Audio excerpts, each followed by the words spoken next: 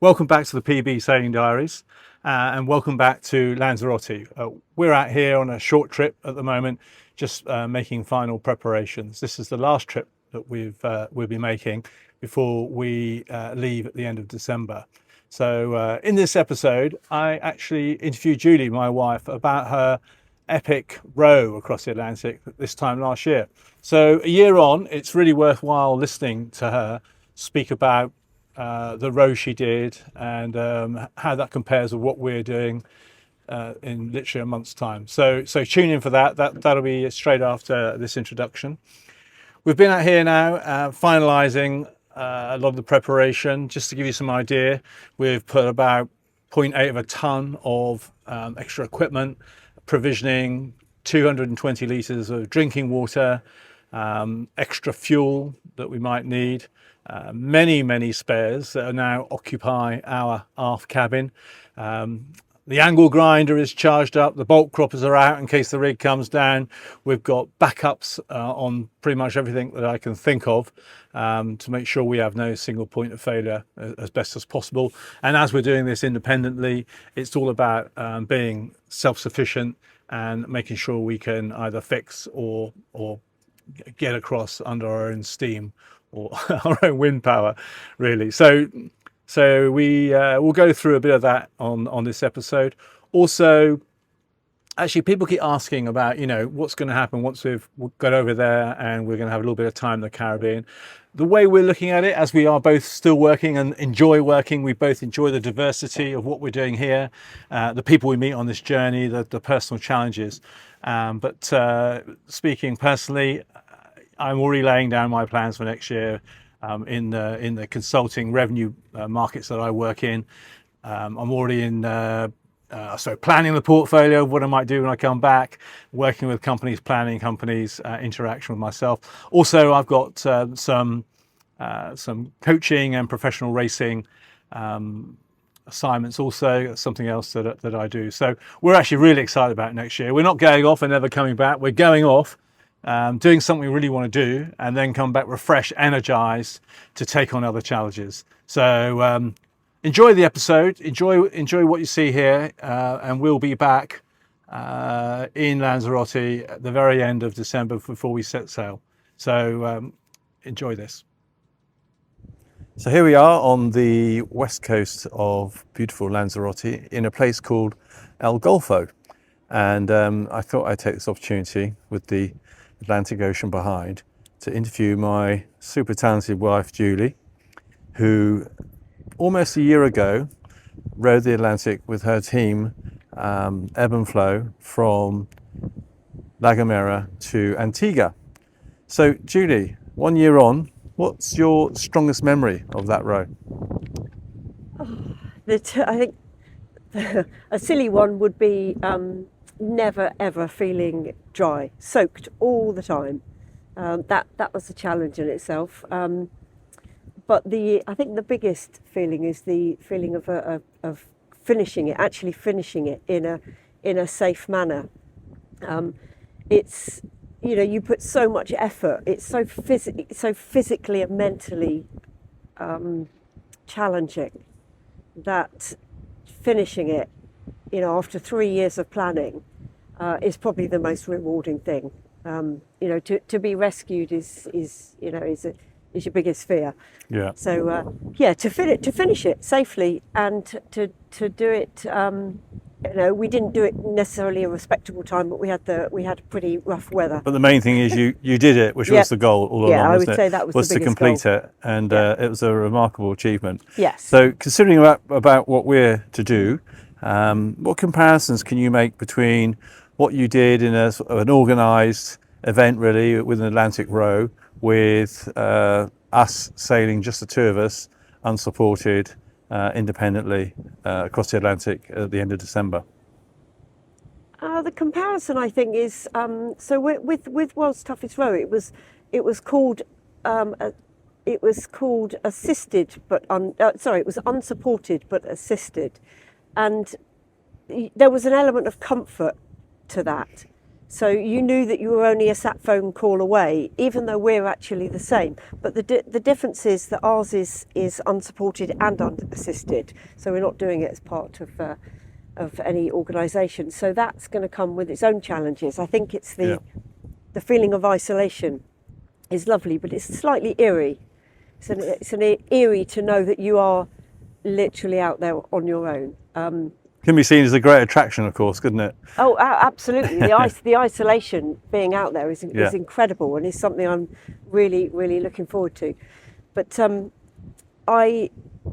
looking forward to doing it on our own. I think it'll be a challenge, you know. But I trust the boat. I trust you, your skills, and I trust the processes that we've put in place as well. So this has also been a long run up of planning. Yeah. Oh goodness, yeah. We've been doing a lot of trips out here, short trips out here, preparing the boat, trying to make sure there is no single point of failure, and that we're well planned and well provisioned. That's for sure. So, what are you most looking forward to, though, from when we depart here in a month's time, heading to Grenada, and then obviously a couple of months sailing around and exploring the Caribbean in our own boat? What are you most looking forward to? I think first and foremost, just getting back out onto the ocean again. Really, there's no better place. The isolation is really, really incredible. So that's the biggest draw for me, and I'm lucky. We're lucky. I'm lucky enough to be able to go out there again a year on. So I'm excited about that. Yeah. The wildlife is incredible. Hoping to see whales and lots of dolphins and fish. It's, that's incredible. To see a whale in its natural environment is amazing. Hopefully not too many marlins this time. So I think wildlife, the darkness is incredible. The where it's not polluted by land light is incredible, and just the isolation and the 3 hours on, 3 hours off. There's something about only thinking about yourself, each other, the boat, the safety, and getting the crossing done. I mean, I don't want to rush it, but there's something about just having to think about that daily life. You can leave that behind to an element. Yeah, I'm looking forward to that. Not having to think about all the other facets of being alive.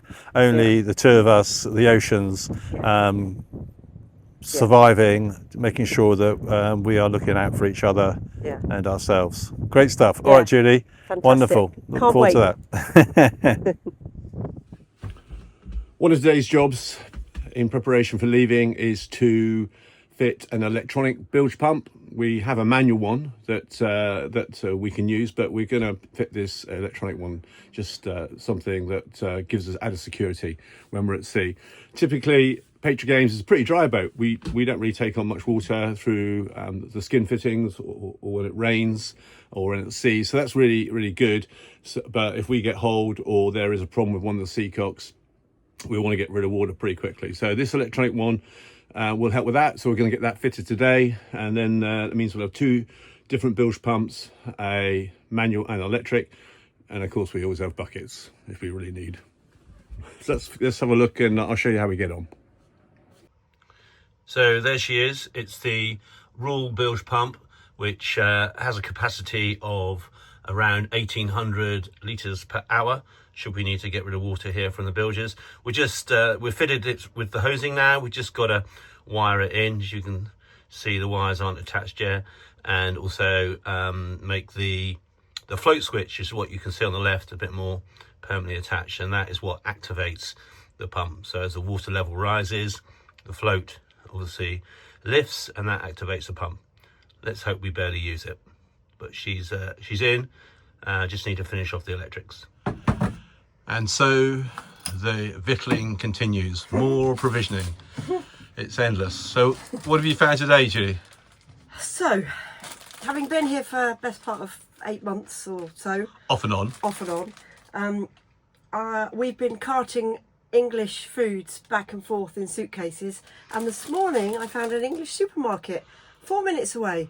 So I've just topped up on sturdy items like baked beans, cranberry juice, tuna, gravy, porridge, etc., etc. Waitrose chopped tomatoes. Why didn't we find it sooner? Well, it's certainly a help, but I don't want us to be sort of thought of as people who just eat English Waitrose and M&S No, food. we're To be not. fair, No, we indulge the local foods wherever we are, but sometimes you just need a few home comforts. You do. And we certainly got a few of those. Peanut crisps. Peanut crisps. Peanut crisps, Paul's favourite, ham crisps, and the good old peanut crisps. Well, the peanut crisps aren't actually UK, are they? We No, they're first found them in the motorways of France when we used to go on holidays. French. I love them. Okay. Yeah, lots of stuff. So good. So we're all provisioned up, apart from fresh food. Just about to head up to a friend's house and cook the frozen dishes that will last us for the first 4 days. Yeah, good stuff. Good. Getting there, and the electric bilge pump is working, tested, and we're happy with that. So a bit of an aerial view of Patriot Games. We've just fueled her up, diesel, so full tank, along with the 2 red cans, or you can see one of them. We have a third in one of the lockers. It's a hazy Kalima day here in Lanzarote. Lots of sand in the atmosphere. So we're just off for a bit of testing, and I think Julie's just gone and picked up a couple of pan chocolats. So off we go. Okay, so a little bit about the safety on board.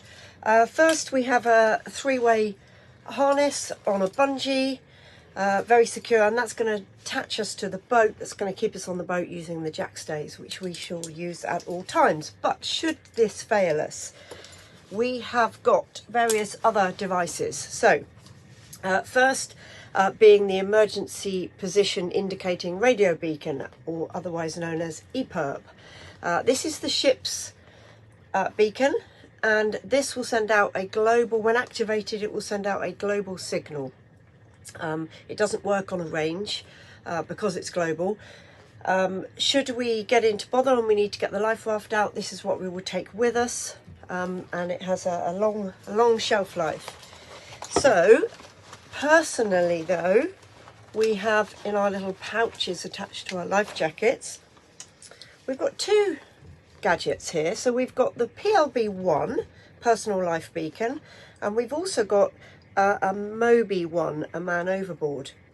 And the reason we carry 2, it's not a requirement to carry 2, but there's a good reason for it.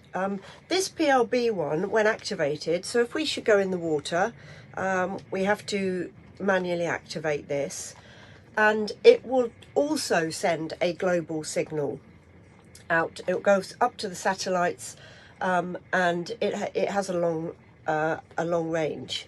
So this one is, we actually think, is the most important one of the 2, because if you go in the water and you set this off, this will actually be activated on the screen on AIS's. It has a range of, I believe, just checking, 5 nautical miles, this one. So this will show up on the AIS screen of anybody receiving AIS within a 5-mile range, and it will show up as a little person on their screen asking for help. So that will pinpoint exactly where you are within maybe 100 meters or less. So that's the crucial one if you have to go back and get somebody, because this will be on your screen, and you just go onto your chart plotter and you press on the little person asking for help, and you press go to, and it will take you directly to them.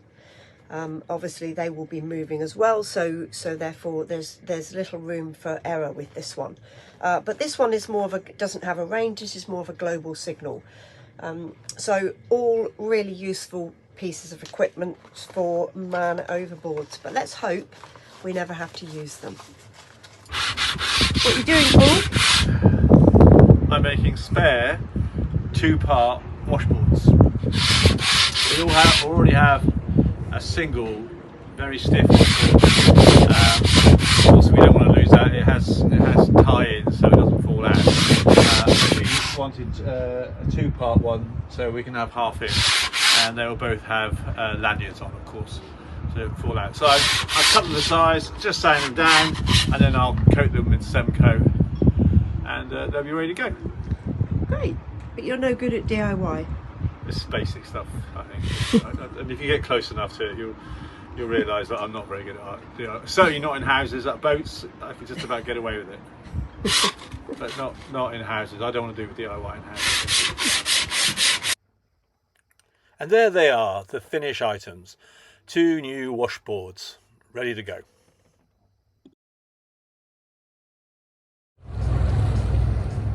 Great to see our friends from the Maritime Police just coming alongside now to the fueling jetty to get some fuel in that thirsty beast. Well, that's a wrap, I think they call it, for this episode. It's been a lot of fun making it, and we hope you've enjoyed watching the video. So until next time, which will be in about a month, when we leave here and finally set sail across the Atlantic to Grenada. Very much looking forward to it, and very happy for you to be sharing this journey with us. So see you next time. Bye for now.